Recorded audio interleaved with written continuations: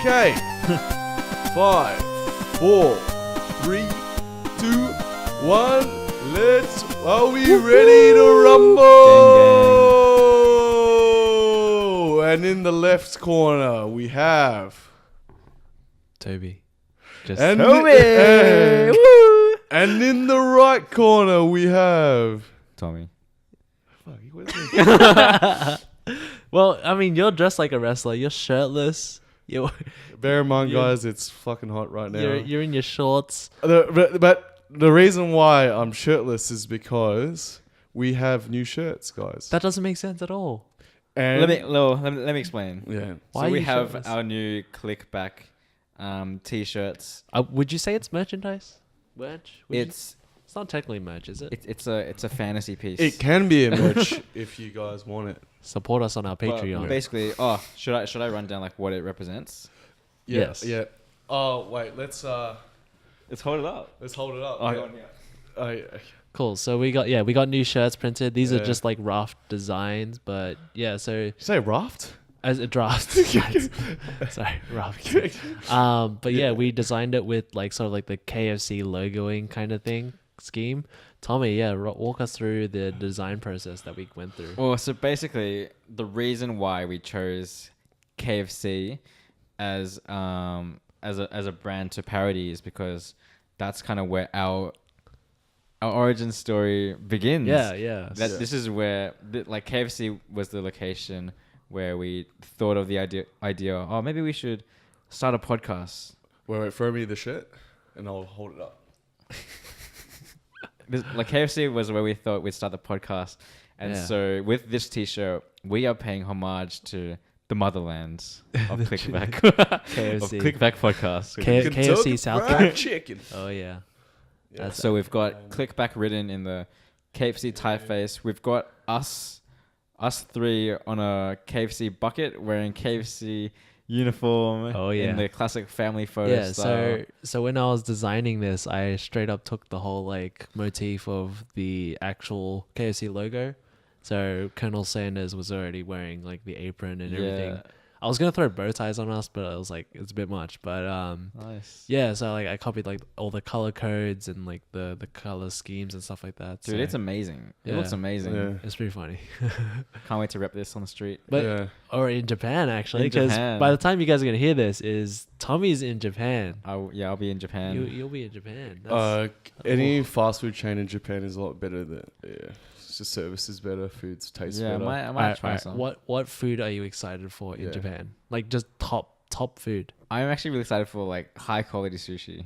Oh, so And, are you also gonna- 7-Eleven. Oh, okay, the right, lowest. right. So are you gonna go to like one of those like fish market sushi places? Where in the first week, we're splashing out on like a luxury fine dining Yeah. Japanese restaurant. Yeah, because I know you've saved up for like more of the you've invested more into the food as well. Yeah, as the well, experiences.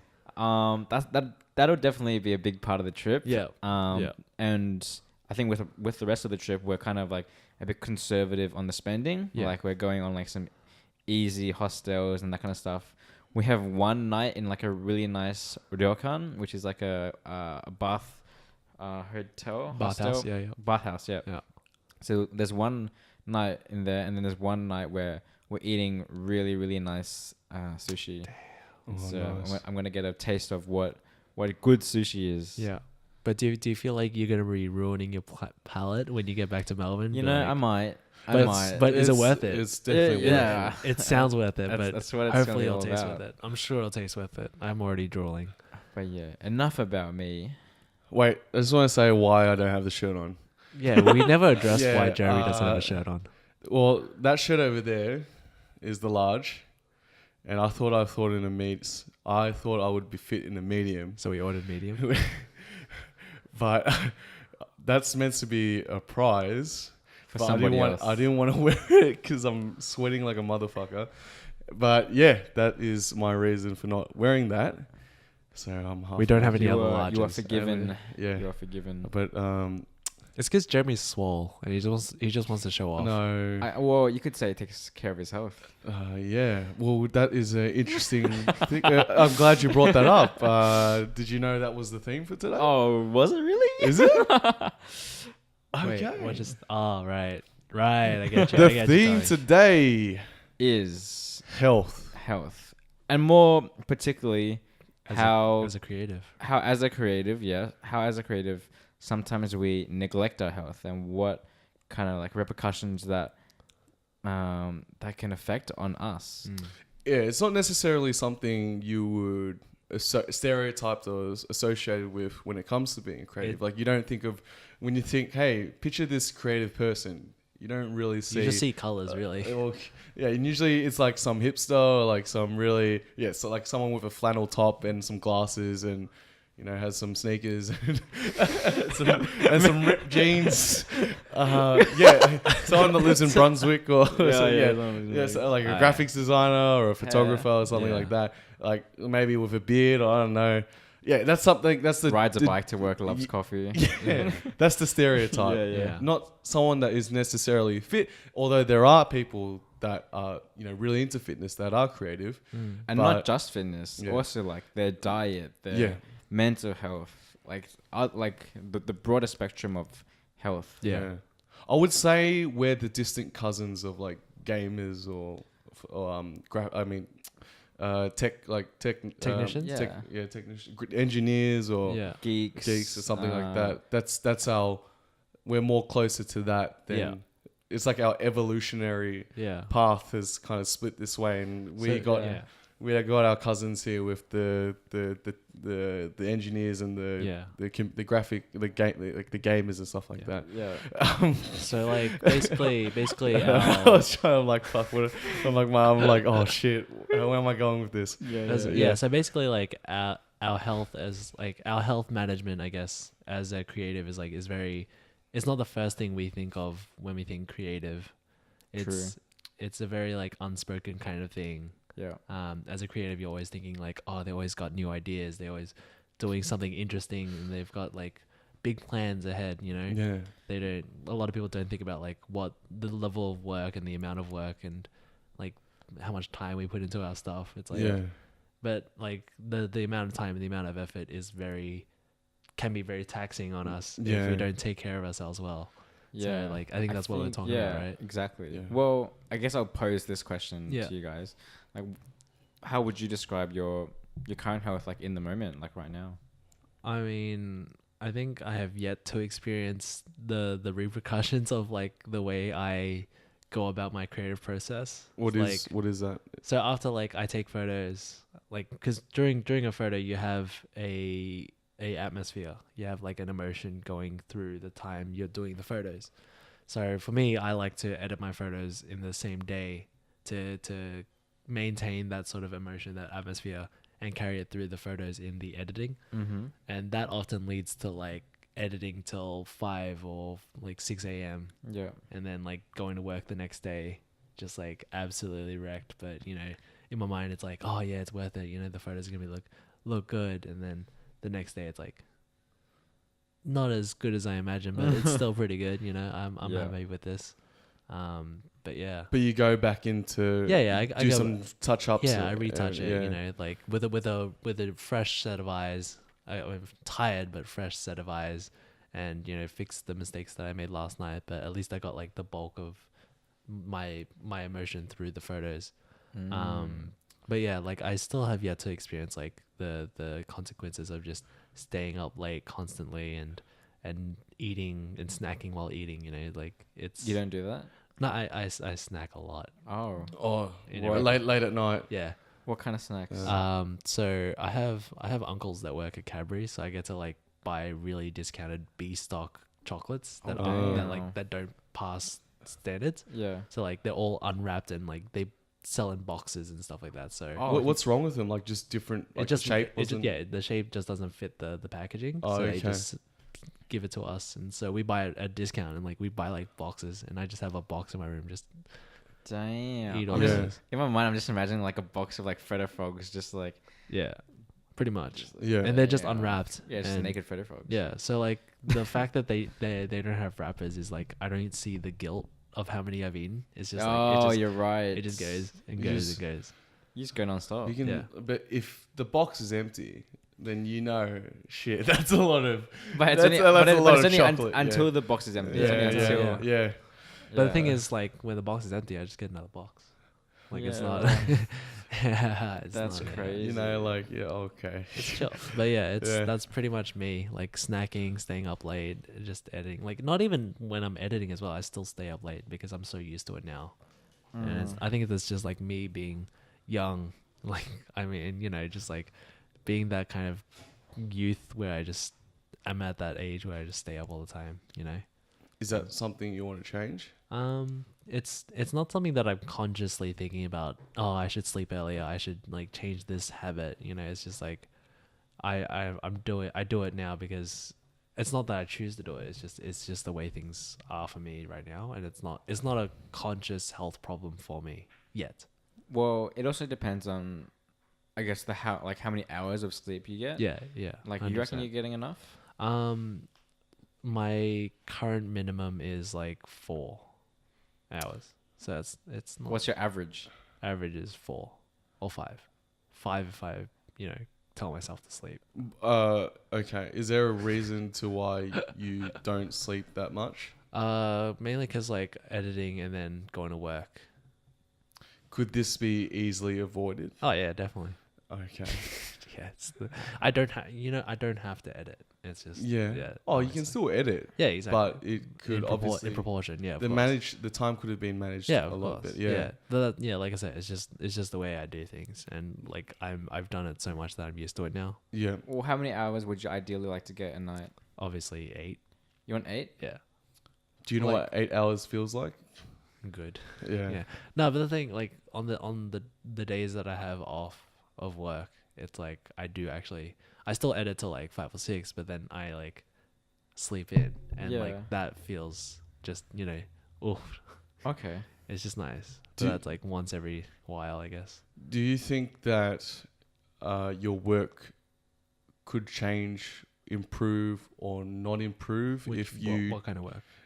Just any of your photography, stuff like that. Oh, okay. So the creative work. Yeah. Do you think if you got the 8 hours sleep, do you think the work would change, the type of work that you are producing? No, not necessarily. I think the amount of hours of sleep I get affects my enthusiasm and motivation to do other things.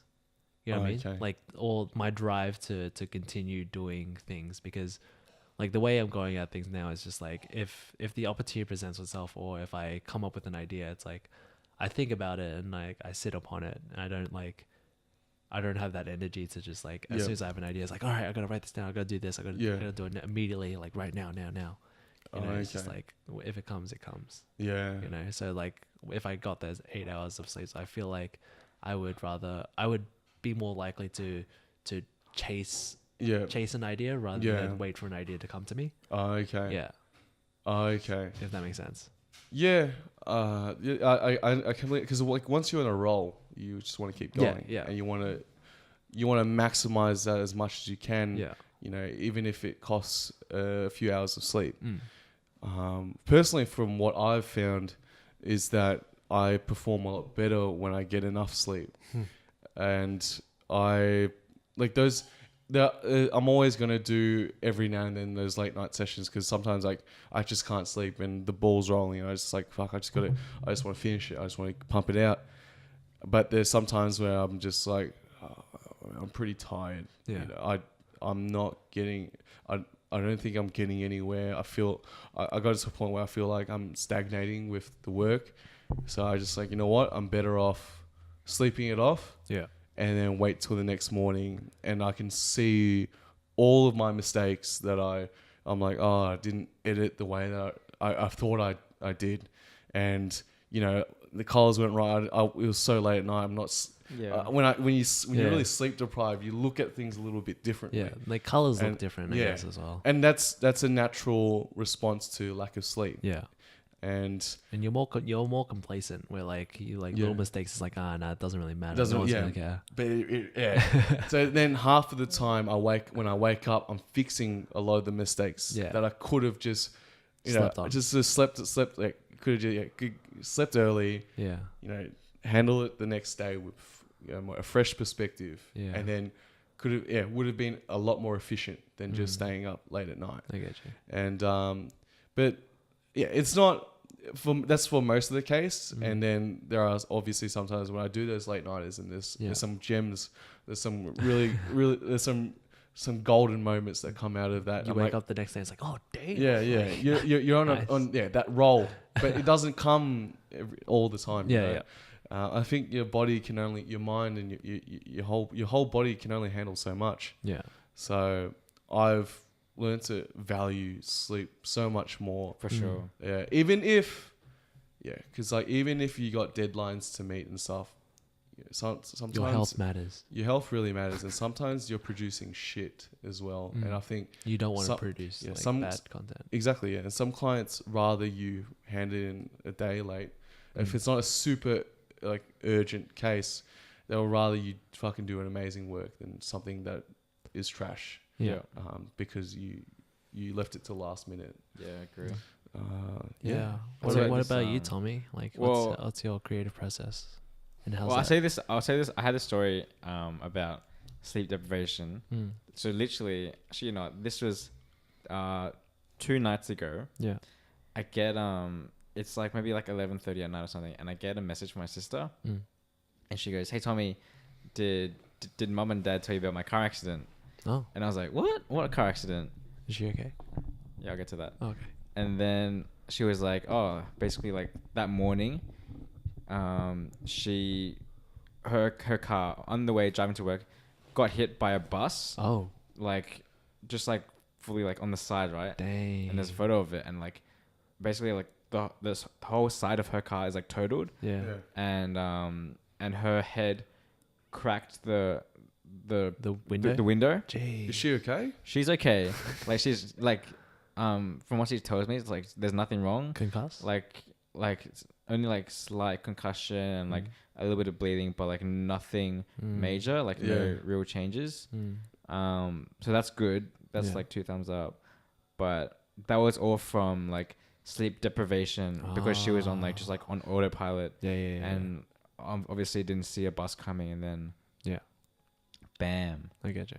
And then I was like, holy crap. So then I remember that night I was driving home. I was extra alert. Yeah. I was looking out for everything. I was like, oh my God, better not get hit by a bus. Yeah, I get you. Yeah. But I guess on my front of sleep, I actually had a look at my nightly average on my phone. I get just below 6 hours average, which is, I think I function quite well. Yeah. Tommy's a good driver. Yeah, I think I function quite well in around 6 hours. And then that's consistent with January and also December. Yeah. And I think ideally, an ideal case is 8 every night. But sometimes there's work sessions where you got to do an extra 2 hours, or you got to stay up and do something. Definitely. And how many hours of sleep do you think you'll get in Japan a night? Less than 6. Oh damn. I'll probably stay As up, in, do a lot. Are you gonna be editing every day while you? I didn't even edit every day here. I wouldn't edit every day in Japan. That's just time wasted. Yeah, exactly. Are you gonna have a specific time to edit? Yeah, probably on the train. Oh, okay, right. On commute to different places. Yeah. Probably make use of that time really well. Yeah. But not really before I'm sleeping. That's good. Yeah. I think I'm just gonna enjoy my time there. Yeah, that's very important. Which is part of my emotional health. Yeah. I feel because correct me if I'm wrong, Jeremy, but I feel you're the most fit out of all of us because for sure, bro. Okay, because for those that don't know, Jeremy actually gym. He works at a gym as well. He works at a gym. You gym and you kind of have a diet. And so you physically are almost more fit than all of us. Yeah, I'm a lot more conscious with my health. Yeah. Oh, okay. Yeah. So you got me that snacks a lot. You got Tommy that likes food or loves food and is very yeah. I don't know the word, but he's very good with his words and in food. Yeah. He has one word only. Yeah. Itadakimasu. Yeah. And Jeremy, you are very health conscious. Yeah, like I'm not extreme about it. Yeah, no, you're not like a health junkie. Yeah, because I want to enjoy life for what it is. You know, I like to eat. You like having a good burger every now and then. Yeah, like for me, like I'm only when it comes to like sweets when I'm a lot more because I treat sugar like the devil. Okay, and I don't.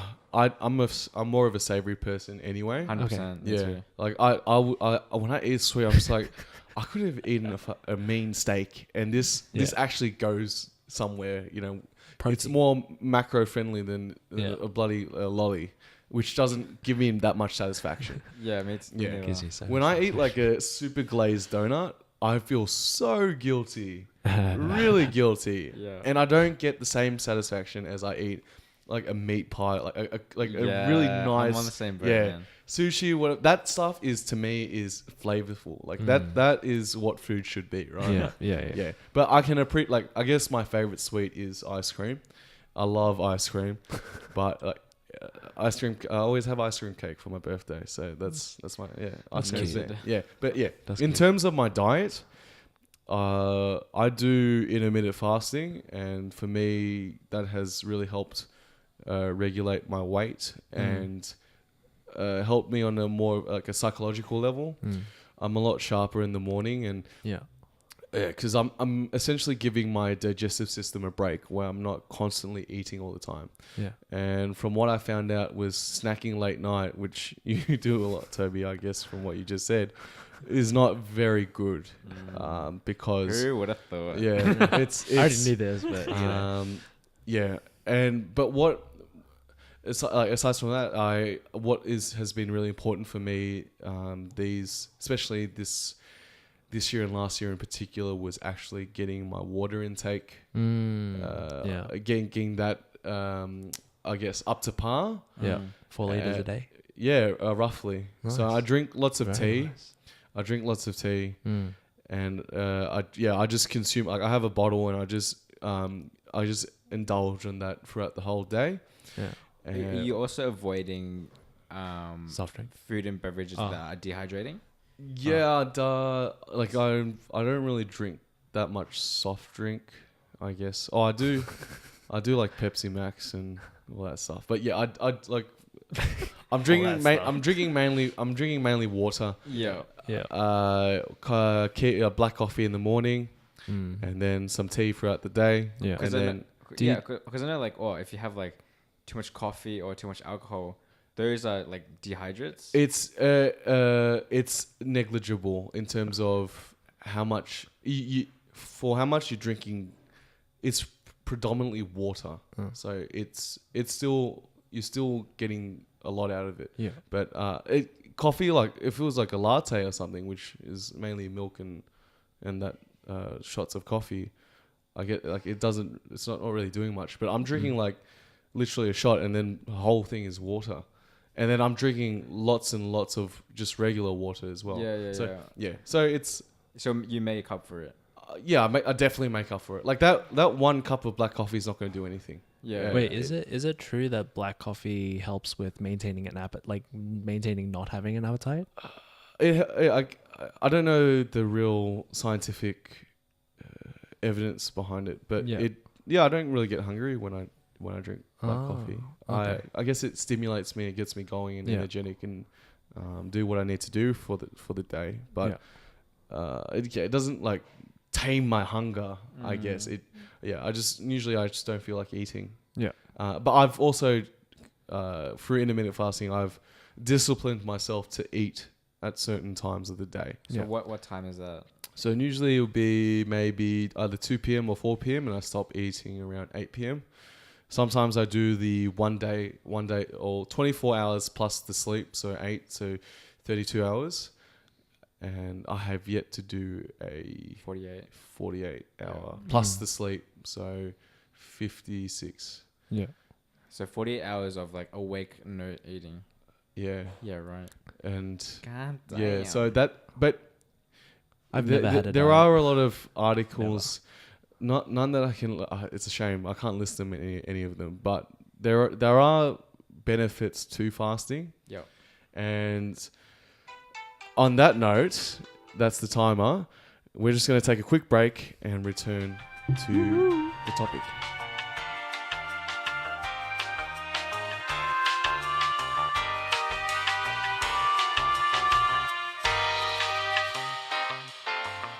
Five, 4, 3, 2, 1, and we're back, guys. What were we talking about?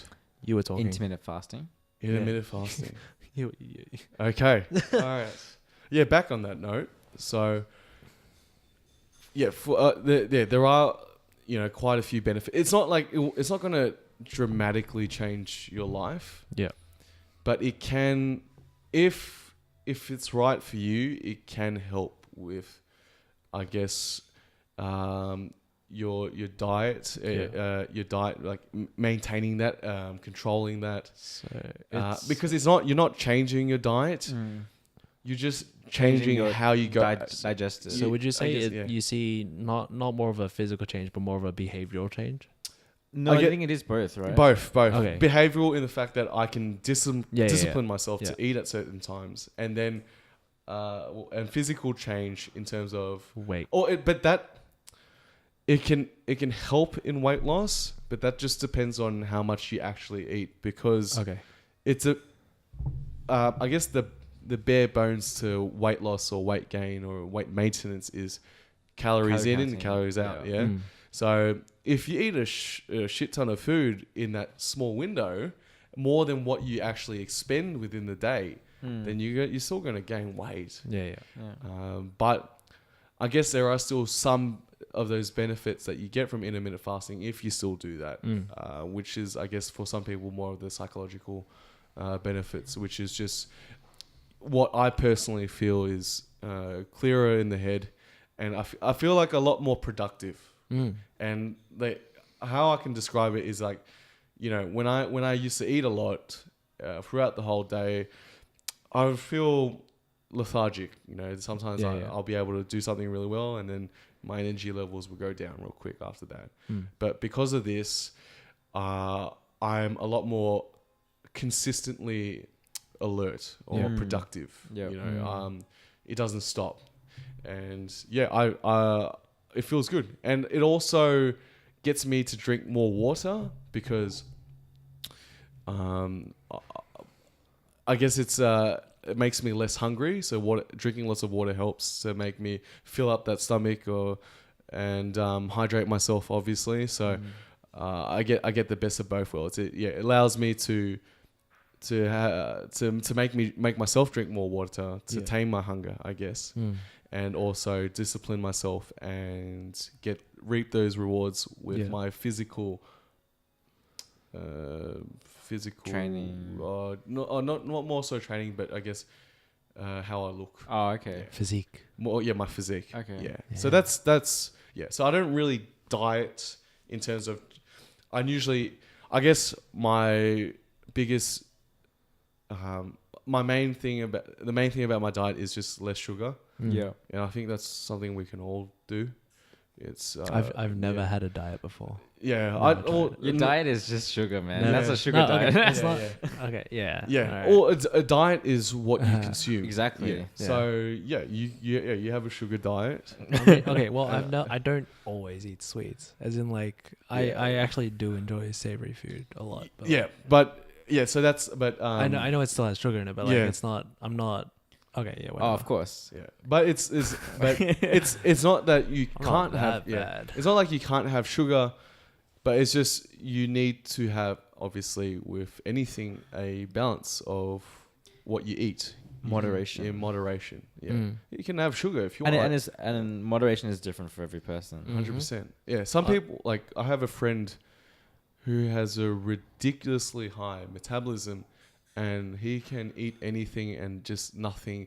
He's so ripped, but he can't gain weight. And everyone knows that kind of guy that you get jealous because like, how are you in such great shape and you just eat like shit? And it's different for everybody. I mean, everyone has different dietary requirements. It's like what I told Tommy just before the podcast. It's like I've apparently according to like people that I see, it's like I've lost a bit of weight. Yeah. Like I've got more definition in my, I don't know, like my jawline apparently has definition now. And like I looked at myself in the mirror, like I don't have a belly anymore. It's just like I have like outlined abs. Yeah. And I'm like, I didn't do anything. Oh, yeah. But so like, yeah, I do know that I have like a reasonably fast metabolism. So it's like, okay, yeah. For now. But it's also, you'd think that how your unhealthy unhealthy habits like late night snacking would contribute to, being fat. But at the end of the day, it's also ultimately how much you consume throughout the whole day. It could be that you don't really eat that much throughout the whole day, and the only thing you had was those snacks that you had late at night. So overall, you're going to lose weight. But at the same time, a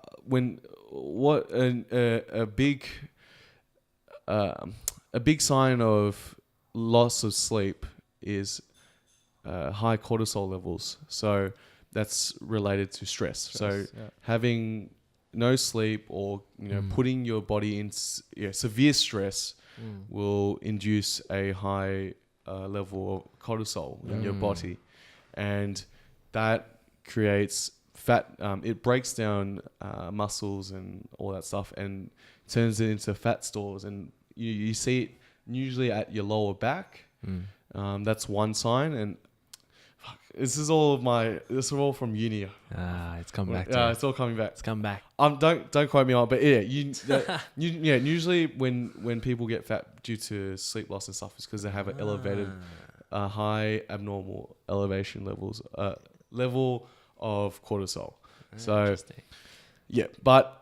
So you stressed recently, Toby? Yeah. So you always see me. So there's when it comes to your weight and how you look and like whether you're gaining, you're maintaining, or you're losing, it really depends on your lifestyle and your diet. There's so many factors that play a part into it. Like not just what you take in, but like it's it could be like who you hang out with and what they do to influence your lifestyle. It's 100%. Like the sleep you get, obviously, like if you're taking your medication, how that affects your body. Yeah.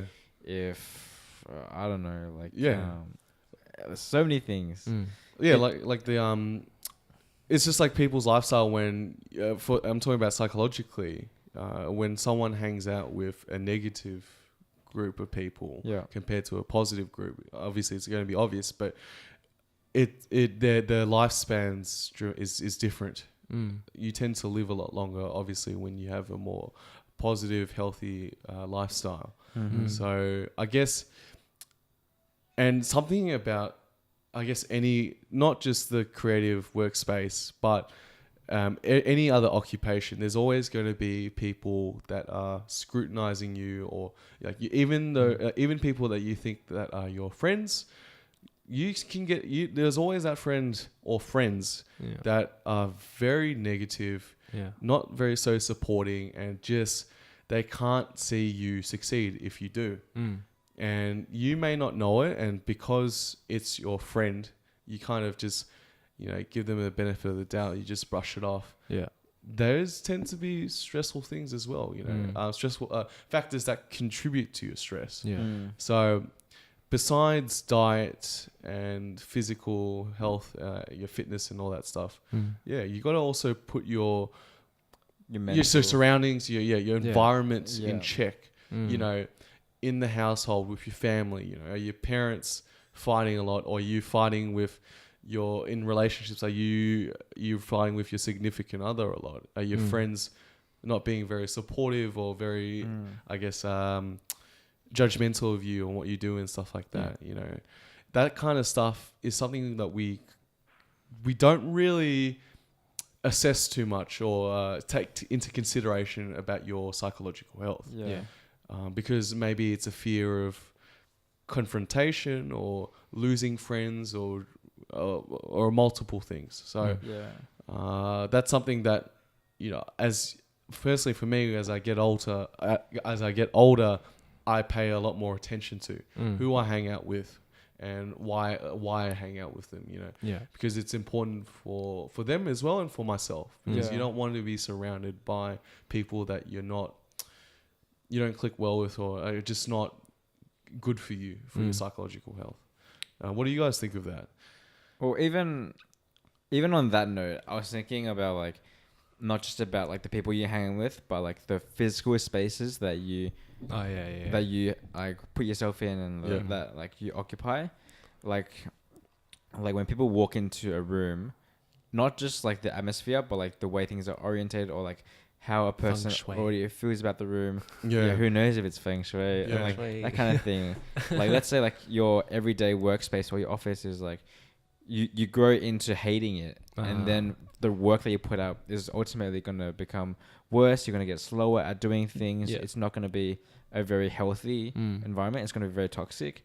And you switch it up with like a very clean environment where there's not a lot of distractions, and maybe there's more greenery and like lots of sunlight, vitamin D, that kind of thing. That can play into like better productivity and like workplace practices. 100%. Yeah, I was just thinking about that similarly to what you and Jeremy just said. It's like, for example, like let's say you work a retail job, and then on like the days off you go do photography. Would like this works both ways as well. It's like, if you don't enjoy your retail job, like is that gonna show in your work? And like if you are really creative in your work, is that gonna is that gonna express through while you I think do that's retail all work, it comes down to perspective. Exactly, yeah. So I think there's two ways. There's two main ways you can go about it. If you hate your retail job and you transfer that hate energy into your photography, then I think maybe it can become either good or bad, right? Because it might be artistic. Oh yeah. But then also, if you transfer the hate from your retail job, that energy into like motivation to I can't wait to shoot my best on the weekend. Then it becomes something else. And maybe it doesn't have to be good though. Maybe it can be like, oh, you're overexcited and like you don't think about it too much, and like and then so I guess like on both sides of the coin there's good and bad. Yeah, of course. I honestly think with that kind of scenario, it's a matter of maturity. I feel like if you're easily one to let emotions dictate how you conduct your work, then I feel like emotionally you're immature. Because all good? Yeah. Oh yeah, okay, yeah.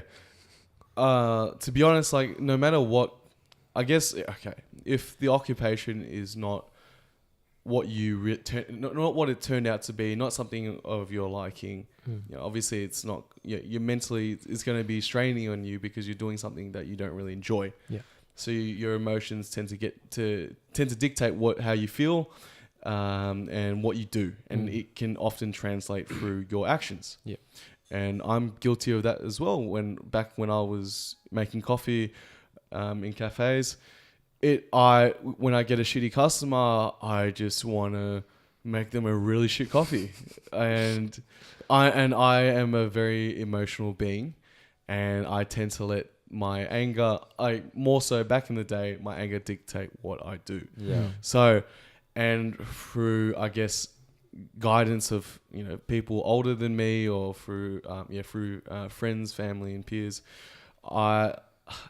I've learnt to deal with that and control it, because at the end of the day, you want to have a good work ethic. And I feel like even if it's a remedial job, there's always something to be learnt.